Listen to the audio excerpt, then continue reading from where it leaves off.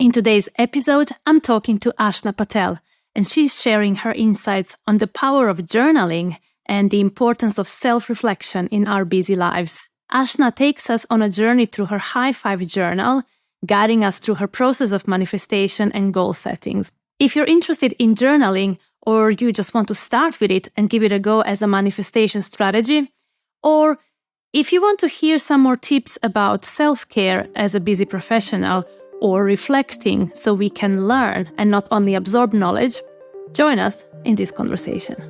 Hi everyone, this is Maria Skobe-Pilley, and you're listening to Women in Customer Success podcast, the first women-only podcast where remarkable ladies of customer success share their stories and practical tools to help you succeed and make an impact. If you want to learn more about customer success, get career advice and be inspired, you're in the right place. So let's tune in. It is such a pleasure to welcome again Ashna Patel to the show. Ashna is a customer success leader and a growth coach. And I was already privileged to host Ashna 2 years ago, back in 2021, in the episode 45, when we spoke all things emotional intelligence. So here she is again. Ashna, welcome to the show. Thank you so much, Maria. I am so excited. I think, well, one, I can't believe it's been, 2-3 years since I'm coming back on the show. It's crazy, time flies. But I'm so excited. I'm so excited to be here. Thank you for having me. And I can't wait for the conversation that we're about to have. Oh, I can't wait for it as well, because Ashna, I always feel when I'm talking to you, it's like really two girlfriends sitting on a sofa, sipping tea or coffee and just chatting life. And that's what today is all about. And Ashna, as you said, it's been 2 years. Sounds like it has been much longer. But remind the audience now, like what happened in the meanwhile? Where are you at the moment? Yeah. Well, basically, I'm in Southern California. That's where I am. We bought a house. So that's something new. That's exciting. We bought a house in the last 2 years. So that's been a great personal success, I would say. But I manage a customer success team right now. And I'm also, if some of you may not know, I'm also a co-founder of CS Insider, which is a newsletter for, everything breaking into CS, growing your customer success careers, first-time leaders and whatnot. I also do a lot more other things. I coach people outside too, whether you're in CS or, learning to career well-being coaching and all that. Like I'm developing on that. So I'm on a journey right now, I'd say. A learning journey, as we all are. So that's been happening the last 2 years. So loads of learning. I like that you mentioned coaching as well, because somehow it happens so naturally, right? You're doing your work, you put yourself out there, start building your brand, become much more like well-known in the industry, doing some awesome things, as you already mentioned, like CS Insider. And what happens, like people just come to you, Ashna, can you show me how you do it? Can you teach me, right? And you start coaching and just very naturally, here you are. You have so many people who just want to learn from you. So that's just so awesome. I'm just so excited about you for that. Yeah. No, you're so right, because it does come naturally. And I feel like even getting drawn to customer success was also kind of like, in a way, it's part of it. Like I loved working with people in general. And I think in coaching too, you're working with people and you're supporting them, you're helping them. And I think it's kind of, that's where, like you said, it comes naturally. And then it starts, what it does is like, it also empowers you yourself to learn more. So I feel like now I invest more time in learning because I do want to learn and observe and everything. And then I want to amplify that in people I coach or people I, lead and work with. I think that's what it is. And it's kind of like a cycle, but it's a beautiful cycle. It is indeed a beautiful cycle. And I want to explore a lot about that learning with you. Maybe from selfish reasons, really. I just also need to mention, like, I always feel that I'm on continuous learning as well. And as you would know, if I have a podcast, I do love listening to other podcasts. So if I go for a walk, if I go for a run, the easiest thing, even in the car, is always to listen to something, right? So I found myself for years consuming all of that content, right? You listen a lot, you read a book, you read some articles. So you're constantly absorbing something, consuming something. And I felt that I was learning, and I'm surely learning, as we all are, right? With every content, you do learn something else. And then I I realized one thing. I was thinking to myself that I am learning and making progress. And on another hand, that was almost as an excuse of not doing actions. Yes, it was an excuse of not taking any actions. I would always think, in order for me to, release that or launch that or whatever I want to do, I still need to learn X, Y, Z. I still need to absorb this. I still need to learn that. And then at the end, you're thinking, okay, how to balance it, the learning versus action. And when do you actually know that you learned something? Probably only when you applied. So just talk me through it. As I said, it's pretty selfish reason now. I'm probably just doing the coaching. Yeah, you're coaching me right now. So let me hear that. Yeah. Ashna, what's your take on it? Yeah. So I guess. So what? Now we're turning the wheels to coaching in a way. So I'm gonna answer that question, but before that, I'm gonna actually ask you a question because So when you say that you're observing and you're taking all this knowledge but you feel like you're learning, but are you finding yourself that you're forgetting it, or is it something kind of like or forgetting meaning by maybe you're driving and you're listening to a podcast and it was a great podcast and you were like, oh my God, this is it. Like, this is the best. I'm going to take on all these actions. And then you come back home and then you start to do something else. And then, a few weeks comes down and we're like, I have no idea what happened. Like what I listened to that podcast and I've got no clue. Like, you just kind of like, and again, I'm giving one example, but like, am I on the right track? Have you felt that a little bit? Yes. I mean, you're definitely on the right track. And it's probably due to, consuming lots of different things in different situations, right? So if I'm driving, I may hear something awesome, but I'm not in a situation to actually apply it, right? So maybe 2 weeks down the lane, I may remember, oh, I heard about it there, and I would need to go and listen to it again when I'm actually in a situation. So I just realized that because it is so easy to consume content just due to so many other activities, it almost feels like you're learning, but you never learn until you start applying it in the moment, right? Yeah. And you just need to put yourself in that moment. So I think you're so right about that. And I think a couple of things, which is something I've been diving a lot deeper into it. And there's a few factors to it if that we don't realize. One is when and in what capacity and how we're learning, or like I'm not even going to say learning, observing knowledge. That's what I'm going to say, because we're going to come back to learning in a second. So we're like how we're observing knowledge, and knowledge can be observed by every second that we're like, even right now we're learning or observing knowledge or, communicating. But then what happens is like, we're surrounded by this digital, era where knowledge comes from all directions in so many different ways that we forget to reflect on that knowledge. Because when reflection happens, that's when learning begins. So what I mean by that is when you consume knowledge and then you listen to a podcast or something, if you just take 5-10 minutes afterwards and try to connect that knowledge to whether experiences that you've had or experiences that you want to have, like, it's almost like taking a little snapshots of your memories and be like, oh, I don't like this person is telling me about this. I have this habit. If I replace this habit to this, then I can be better. It's like you have to kind of do that a little bit. But when you do that, what you do, and again, I'm not just saying this, I've been reading and learning a lot about like science-backed, information. But it's like when you do that, it's like you're almost creating a snapshots of memories in your mind. And that helps with learning, basically. So it's like, that's why, because that little moments of reflections that you've had, that's what you remember in 2 weeks or 3 weeks or 5 weeks or 5 months. Because that's what happens. Like, okay, that's what it was. And I need to go back and do it. And so what I'm trying to get to is learning happens when you reflect on it, and reflection happens when you pause and take a moment. So it's like, imagine if you are on a back-to-back, like we all work in an environment, customer success specifically, on a back-to-back meetings, multiple meetings throughout the day. We're consuming so much knowledge from our customers.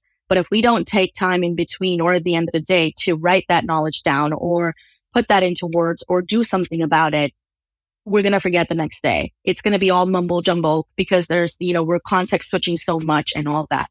So learning, it requires you to kind of, take a pause in between And that's where learning happens. So whether you, and you know, a lot of people do this in a different way. So either you can write it down if you're like someone that likes to write or journal or, you know, take a notes on it or whatever, or like some way of, either way, like connect it to yourself and where you are and how you can use it.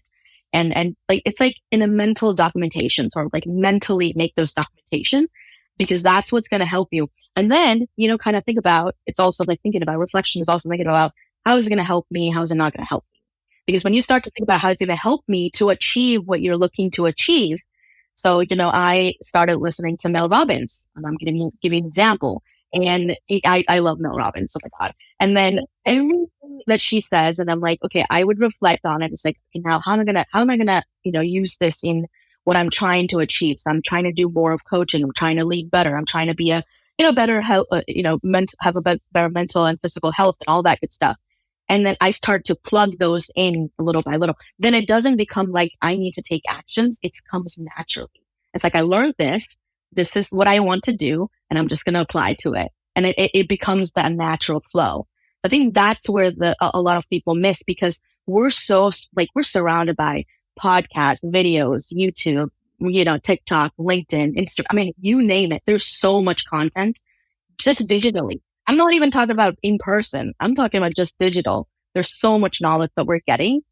How many of us are actually taking a pause to kind of think about, do I really need that knowledge right now? No, if I don't, I'm not going to consume that knowledge. I'm going to consume what's going to help me, because that's what's going to help you with your learning. Hey, lovely. Are you a woman who wants to continue learning? Challenge yourself, teach, mentor, belong, inspire others, and make an impact. If that sounds like you, keep listening, because I just have to tell you something very important. I want to invite you to our brand new membership, the Power Up Tribe. It is your ultimate destination in customer success. Yeah, you heard it well. This is not just a podcast. This is your customer success career destination. Here at the Power Up Tribe, we all are on a mission to empower women to thrive in their careers through enablement, networking, mentoring, and sharing inspiring experiences. So, what will you find in our gorgeous new community, and how will that help you? You'll find dedicated enablement, including masterclasses and role-play courses, so you can increase your business acumen and become more commercially minded. So, of course, you can increase the revenue, reputation, and customer outcomes. You will find peer mentoring programs, so you can develop your leadership skills and get clarity on your career direction. You'll find continuous opportunities to showcase your work through speaking opportunities and our regular Connect sessions. Yes, you will find Power Up Connect sessions, including podcast clubs, books clubs, coffee chats, and Ask Me Anything sessions with experts. You will also find monthly teams for creating content for your own personal development and developing your personal brand, so you can become more visible and engage in more conversations. At the Power Up Tribe, we are redefining what does real connection means in customer success. Join us now. Go to womenincs.com/powerup. Join us now, and I'll see you there in our gorgeous Power Up Tribe.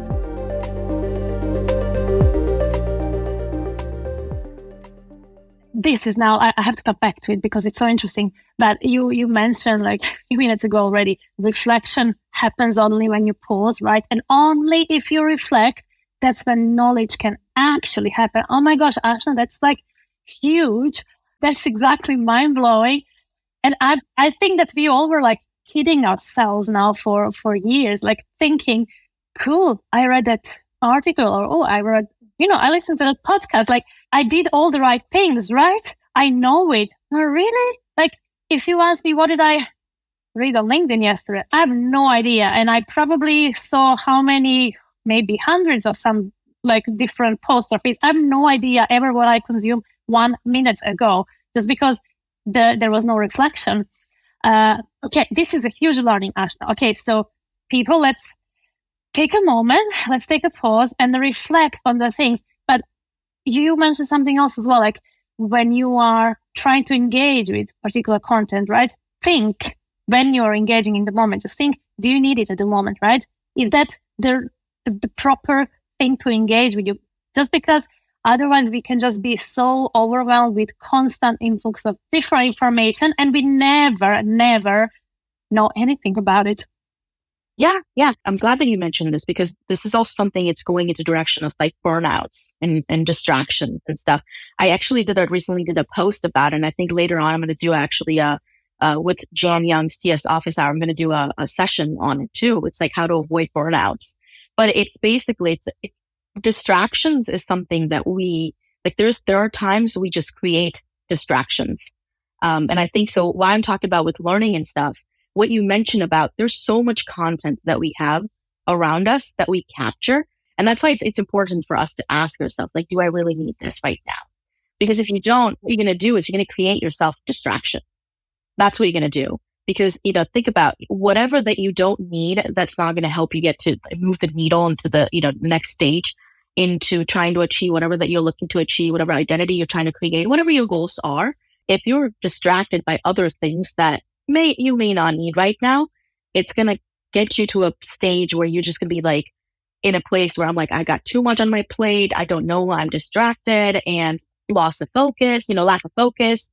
You can't manage your time, procrastination, burnout. I mean, all of that happens. All of it. And then you feel guilt on top of all of it. This is what I'm like, you just have to like a mental categorization, like, do I really need this? No. And this is why you also get to learn to say no to even yourself too.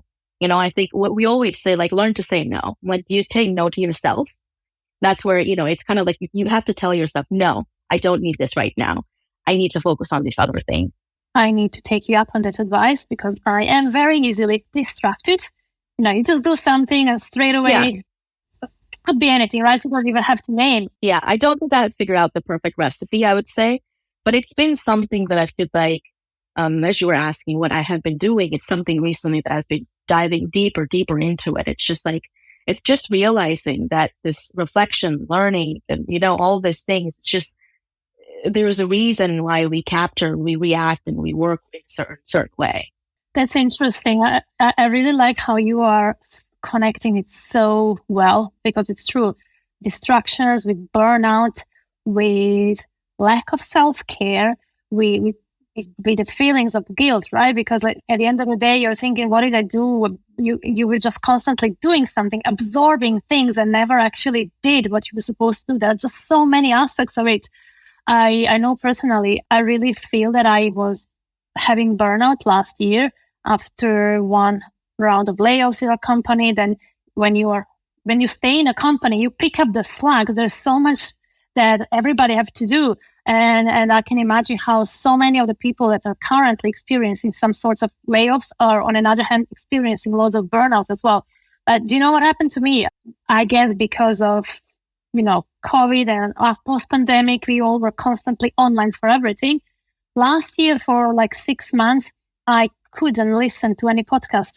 I didn't record. I didn't publish podcasts for like 6 months at least. And I couldn't get myself to listen to anything. Yes, I just thought to myself, I can't listen to anything. Like I don't have capacity to absorb any information anymore. And I felt a bit guilty, a little bit, but then I realized, you know what, this is time for self-care. And I'm just going to spend evenings watching Netflix, which I wasn't doing before, but I just felt maybe it's time for me to do it this year. And like, not greatest, but I realized, okay, I really needed the time to care about myself. Yeah. How are you approaching that whole aspect of self-care? Like from the back of burnout or not, but it's just incredibly important. Yeah. So I'm going to tell you two things, though. I mean, I'm glad that you shared your own story too, and it's something like I feel like I've also done. But also, there's again, I'm not going to talk about anything without kind of like reasonings and why behind it. It's just kind of what I like to connect the dots, So I think one of the things that even what you mentioned is like when you don't allow yourself that balance that you need, what it does, like yourself, your mental, physical self exhausts to a point, and it's just like, well, we're going to give up and we're going to focus on, we're not going to do any of those because you've done so much of that. I'm just going to be like, because you may feel like you're procrastinating to some level, or you're being lazy, or just don't feel like doing anything, whatever. But what's happening, it's like your body and your mind is telling you, forcefully telling you, no, take, and mind my language, but take the damn rest that you need because, because you need it. Otherwise, you're going to exhaust yourself. And I think that's where I say this, and self-care is top of the mind. And it's something that I feel like I've started to invest a lot more time this year to not just like having a balance. I think I'm not even calling work-life balance, because this is a whole nother theory that I have. Like, you don't have it. It's not a professional life. It's one life. And then you're playing different roles in it, and you got to balance it out. And so I think self-care is at the top of that funnel, whether you're CSM, whether you're any individual, working professional, no matter what it is. I think maybe some of the listeners might find this kind of crazy, but it's like, it's hard for me to believe that you can't find at least 10 to 15 days for yourself in a day, not even asking more, 10 to 15 days. And my biggest thing is like, if, wake up 15 minutes early. If nothing, just wake up 15 to 30 minutes early. And that's going to be time for yourself. And self-care can come in so many different ways. But self-care is a lot around, to help your mental, physical state and your being. And because that's going to, help you find that balance a little bit. And a lot of times self-care can also be like throwing something that you love doing in your week, especially like you said, the burnouts, and when you're going through, certain things that are outside of your control.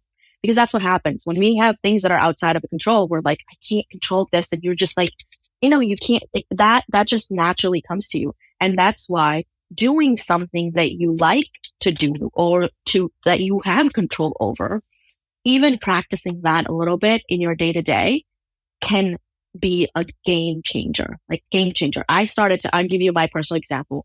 I started to do yoga every day and meditation every day. And I love doing that. I started a journal as well. This has been, I think I'm hitting 45 days doing it every day. It hasn't even been a while. I've done yoga before. I've been practicing every day, and it's been a game changer. So it's like, I think self-care can come in a different ways, but you have to realize like, what is it that I love doing? And it doesn't, like, your work doesn't have to be everything that you love doing, or you don't. Like, there are things that you just don't have control over. But there's always going to be something, maybe you like dancing, take a dance class or something. Maybe you like going to movies, you make a note that I'm going to go out for movies every once a week or something. I don't know. There is something that you can do that makes you happy. I could unpack so many of those things. And now you mentioned, like, where do you have control over? I think that's, especially for CSMs, I'm always saying that to my team. When they want to do everything for the customer, yes, and they try, and then they feel so overwhelmed because they can't influence like 90 out of 100 things that they want to do. And again, that is as well self-care. Check out the circle of control. What do you actually have direct control over? And what are you only influencing, right? Because you need to bear with yourself. If you are here to influence something, you can't beat yourself up for not seeing progress constantly, because you are not in control over it, and you have to become more kinder to yourself. So yeah, I really like how you mentioned it. Like, think of that circle of control, what you are actually actively influencing or controlling. One thing to share, as a mother, I felt that for years, I didn't have a control over my time in the morning, right? Because either alarm wakes me up or my kids wake me up in the middle of the night, or a few times, or in the morning. And it was always like, oh gosh, I can't wake up even earlier just because they are already up from who knows, since when, early hours. And I felt for a long time, I really want that extra time. And what I started doing, like also recently, a few months ago, I actually do wake up much earlier. I also go to bed earlier than before. And as you said, you extra 10, 15 minutes a day. Oh my gosh, that makes such a big difference. You can either journal, as you said, I also tried it. It's really therapeutic. Or I do some like stretching exercises, anything, just having a house for myself for 15 minutes in the morning. Oh my gosh, that is a deal breaker. I don't know why I never tried it before, but like, it's absolutely amazing. And there's also, I guess, again, I'm going to bring back the scientific reasons behind it too. But what happens is, like, even that 10, 15 minutes, we are just with ourselves. we're not playing any roles. And we have different roles that, like you mentioned, you're playing a role of a mother, then a wife, then an employer, maybe a leader, a coach, or I don't know, like a sister and daughter. There's multiple roles that you play. That is a whole different things. But when that 10, 15 minutes that you give to yourself, and that's why self-care is, it's good to be a little selfish when you're thinking, focusing on your self-care. It's not being selfish, to be honest, but it's like, because you're just with yourself and you're not playing any roles, you're just being with yourself. I think that's where, because I think that it's like almost like you're not bounded by boundaries, and like you're not cuffed by anything with those roles, because you love those roles that you play in your life. But still, it feels like you don't have any, you're not cuffed by anything. And that's where I feel like you're just like with yourself and you let loose. And so that 10, 15 minutes, especially in the morning, which I recommend, again, people have different, I'm a morning person, which I recommend, it can really elevate your whole day, if you spend that 10, 15 minutes in the morning. And actually, I love how you're putting the science into it, because now I'm actually understanding what's happening. You said like you are just being, like you're not playing a role. And maybe that's where we lost it, right? Maybe even since COVID, it always seems like you have to do something, like you have to do things, you have to work, you have to, do what's your side hustle. You remember that stage in COVID, like everybody were taking up new hobbies, whatever. It just seems that we are just conditioned to constantly do things. So just being, like living, breathing, and being is absolutely fine. And that is also a form of self-care. Like you allow yourself just to be, not to do something. That's awesome. Yeah. Yes. Yeah. It's like you just shed away all that, it's like a tension you may have, which again, I'm not saying that I love being a wife. I love being a daughter. I love like all the roles that I have in my life. I love that, but it has its own space. But I also love just being me. And, so it's like, and that is me time. And I feel like we all need that little bit of a me time, which people don't realize. And what's even surprising, it's like I've asked some of the people, people come back, like meditation is one of also another thing that you can practice. And this can also be like, give you that little me time, mindfulness and all that. But I've asked people, this one question that I ask people, which I'd love to ask the listeners too. It's just like, if I put you in a room by yourself for just 15 minutes with no phones, no nothing, can you be with yourself and your thoughts? Yeah, easily. Yeah. But there's many people that I've asked this, I've gotten an answer, it might be tough because it's just, yeah. So I think that's where that break is. And there's multiple other questions like this, but so this is where, once you start to spend time with yourself, and there's multiple reasons. You might think like, hey, if I spend 15 minutes doing nothing, I might be missing out on other things that I should be doing. But what we forget is we're just giving ourselves that little break in between that we need, or at the beginning, to recharge ourselves for another, like an awesome day, basically. And I think that's why we need it. We need that. Self-care is at the top of anything. Ashna, so basically you're saying that some people might struggle with the idea of spending 15 minutes only by themselves with no phones. That's huge. And now I'm just envisioning some people whom I know, not to mention anyone, but if you wake up in the morning and take your phone and start scrolling whatever, and if you're in the mode of doing something, never sitting without phone, if you sit for 2 seconds, you're going to scroll something just because your thumb is doing it. It's not even your brain. Until you go back to sleep. Like I can completely understand how some people can't even be by themselves for 10 minutes. Yeah. It's like you lost the kind of like touch with yourself. It's like, again, I'm going to bring up Mel Robbins. She talks about, wake up in the morning and give yourself a high five in the mirror. It's like sometimes like, do you even look at yourself in the mirror? Like, do you look at yourself like in the mirror? Kind of. And again, we're going deep into this, but it's a lot of this, because it's like, you have to allow yourself to be okay with yourself. It's like self-compassion, self-care. It's all of this, it is important. We get so into the roles that we're playing and the things that we're doing. We got lists of things that we have to achieve every day. And I'm not saying like, don't do it. I think that's great, but there are smarter ways to do it. But you can't ignore self-care in order to achieve and play those other roles. It's a balance, basically. It's a balance. And a balance is as easy as giving yourself 10, 15 minutes every day. That's it. I love that. It's almost we are tapping into atomic habits. Like if people don't know how to start with self-care now, start with waking up 10 minutes before you would usually wake up and just be with yourself. Just think about yourself and your day. So like those are really small incremental steps that everybody can take. And then the second thing is probably, as we mentioned, like don't stick to your phone constantly, right? Nothing in the universe will change if you don't see your phone for the first time when you wake up. Yeah. I think so for that too, it's like, if you wake up 5 a.m, let's just say, for example, and then the first thing you do is that you scroll through a bunch of stuff and then, you're not really starting work or you don't have the first meeting, whatever that you do. It doesn't have to be work, but you don't have it till 7 o'clock. Now let's think about it. If you had to waking up at 6:30 and you're starting at 7, are you saying that you missed out on that 1.5 hour that you typically spend if you wake up early? So what I'm trying to say here is that why condition yourself that I have to just, scroll through it? If it can wait, if you were okay just touching those things, waking up an hour before your meeting or whatever, it would have been fine. You don't need to touch the first thing you wake up in the morning. And also, I mean, there's a lot of people talk about it, and I think I struggle with it. So I'm not saying I have it figured out. But I do try to force myself to pick up a book at night before I go to bed rather than my phone. I try.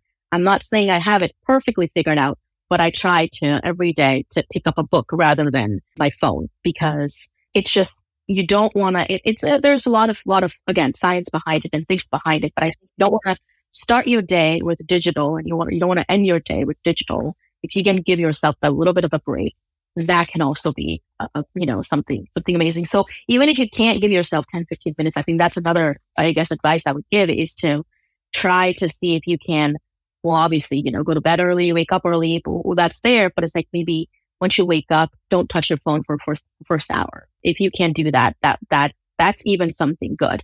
Or don't touch anything that's going to throw a bunch of information at you. Because what happens is you look at your phone, wake up, you look at your phone, or maybe you see some message or something that it might basically change everything. If you look at your phone 5 a.m, then you go work out at 6, that thing is still going to be in your mind. Whatever that you observed, it's still going to be in your mind. So why don't you give yourself that little break and then look at your phone and then look at your something? Unless it's obviously, it's crazy urgent that you just have to kind of pick it up, then obviously it's good. But I think this is where it is. The digital is you have to limit yourself. Otherwise, it starts to control you, basically. Exactly, not control it. It just starts to overwhelm you in so many different ways. Yeah. And again, Ashna, I like that science piece because there is lots of science behind how we sleep and how we are actually resting. Lots of science confirming obviously a book is so much healthier before bed than any device. It just allows you to have that better sleep. And how easy it is actually to make that decision 15 minutes before bed to pick up a book or nothing, rather than just being constantly on your phone or screen before you fall asleep. Those are, again, so small, healthy habits that we can start doing to help take care of us. Yeah. And I think I started to do that a lot more after I read Atomic Habits. To be honest, I'm glad you mentioned that book because I recently read that. I started to do that right because he talks about, James Clear in Atomic Habits talks about habit stacking or making it attractive, making your habits attractive. So if I wanted to have the habit of reading book at night, what I do is I have it right, when I make my bed in the morning, I'll put it on top of my pillow. But the book that I'm reading, I'll put it on top of my pillow. So when I get in the bed, I'm like, okay, I got to pick this up and I got to read it. Some days you might dread and just read 2 pages. That's fine. You checked, you check that. It's like you still check that. And then it just becomes a habit. Then you're like, okay, well, I can't sleep because I haven't read those 10 pages I'm supposed to. And it's it becomes a habit and it's a good habit. Then you go away from your phone to your books or other things. Again, like I said, I haven't figured it all out perfectly. I still pick up my phone sometimes, but now I'm to a point where if I do pick up my phone, I feel maybe I should actually pick up a book instead, and I think so it starts to come to that point. And it's not, again, if I would say, if I can do it, you can do it. It's not hard. Absolutely. I had an example from my life, how I used to, wake up and phone is the first thing very often. And I remember as I'm in Europe, during the night. Like there will be Slack messages and so many other things from the US, right? And then when we wake up, we just pick it all up. And I would remember, I would go through some random messages or random updates, right? And by 8 o'clock in the morning, I wouldn't remember anymore what was it that I read. I wouldn't action some of those items because I would forget about it. Just because foolishly, I checked them out in 3 minutes, not even realizing, it's for work later on. So completely useless time wasting without actually doing proper things around it. So I like your advice. Wake up early, pick up a book or journal. I'm sure journaling is like the best way of setting yourself up for a day. Tell me more. You said you've been journaling for 45 days. Well, every day I have been. Like I've journaled before, but not like every day or in a way. I've always loved writing in general. So I think writing my thoughts and journaling. So I am actually, again, mentioning Mel Robbins. We don't love Mel Robbins, but we are the fans, right? We are really her writing fans, and we can mention her always. But I think I'm like showing this, but her high five journal, that's what I'm doing. I'm going through that right now. It's basically you start a little bit, but like my journaling is a lot about like, put your thoughts down, whatever that you have in your mind, what you're feeling. And then you talk about what she does, like talk about 5 things that you want, whether it's today or in general, just 5 things that off top of your head that you want. And then at the bottom, she's like, okay, talk about now, what are the small steps that you're going to take to achieve those 5 things? So it's like, in a way you're manifesting. So it's like it's a good manifestation. And then you was like, okay, now close your eyes and think about yourself doing those small steps or taking those small steps. So you're manifesting at the same time, which is pretty good. Now, but journaling this is something I love and I like. I also write on the side too. Like I have after my yoga and meditation, I try to like, whatever thoughts that I have, it's like my Zen time kind of like whatever thoughts that I have in my mind, I would write it. And a lot of what I'm talking about was out of those thinking and whatever, like, the science baked or I've done, a little bit of thinking and whatnot. So that's what you don't have to do what I'm doing, but I think that's what helps you. It's like, it connects me a little bit more to myself. I get to just focus on me. And then I think journaling you can do gratitude journal or self-care journal. There's a bunch of different types of journals that you can do where if nothing happens, just pick up a book and every morning just be like, I'm just going to write 3 things that comes off top of my head. And that's it. Good or bad, I'm just going to write it. And I think that's where you can start journaling. And I think it helps.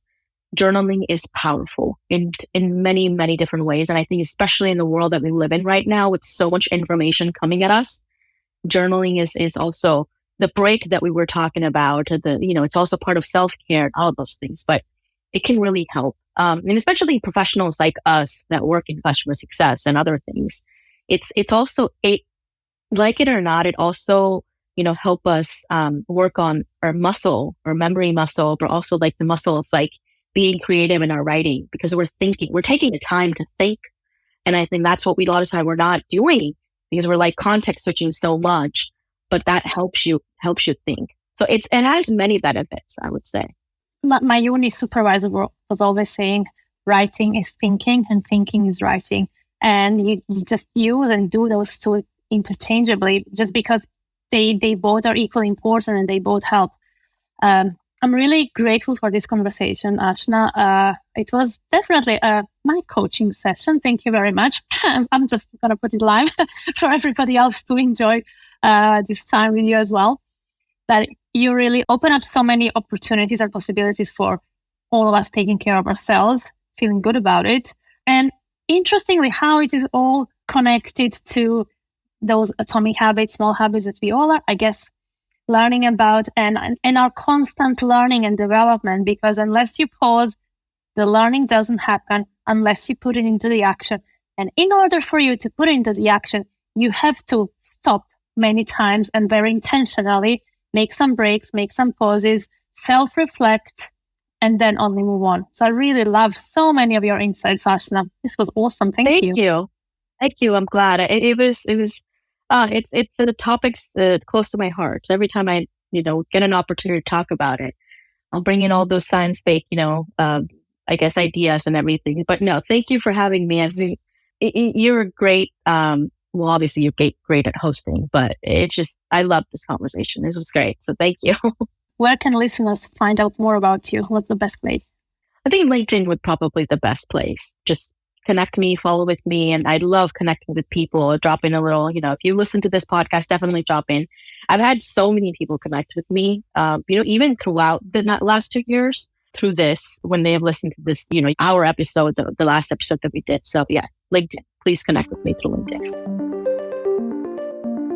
Thank you for listening. Next week, new episode. Subscribe to the podcast and connect with me on LinkedIn so you're up to date with all the new episodes and the content I'm curating for you. Have a great day and talk to you soon!